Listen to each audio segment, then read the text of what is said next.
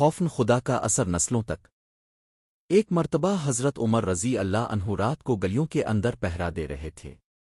صبح صادق کا وقت قریب ہو گیا۔ ایک گھر سے عورتوں کے بولنے کی آواز آئی۔ اب قریب ہو کر آواز سننے لگے۔ آپ نے محسوس کیا کہ ایک بوڑھی عورت اپنی کم عمر لڑکی سے کہنے لگی، بیٹی، کیا بکری نے دودھ دے دیا ہے؟ اس نے کہا، جی دے دیا ہے۔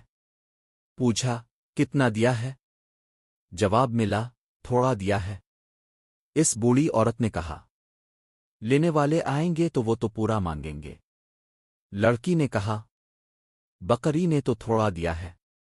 بوڑھی عورت کہنے لگی، اچھا پھر اس میں پانی ملا دو تاکہ مقدار پوری ہو جائے۔ لڑکی نے کہا، میں کیوں پانی ملا دوں؟ بڑھیا نے کہا، کون سا عمر دیکھ رہا ہے؟ اس لڑکی نے جواب دیا، اماں، اگر عمر نہیں دیکھ رہے تو عمر کا خدا تو دیکھ رہا ہے۔ سیدنا عمر رضی اللہ عنہ نے یہ بات سنی تو بہت خوش ہوئے اور واپس چلے گئے۔ صبح ہوتے ہی اپنے ان دونوں کو بلایا تو پتا چلا کہ وہ لڑکی جوان العمر تھی۔ اپنے اپنے بیٹے کے لیے اسے پسند کر لیا اور اسے اپنی بہو بنا لیا۔ یہی لڑکی بڑی ہو کر حضرت عمر بن عبدالعزیز کی نانی بنی۔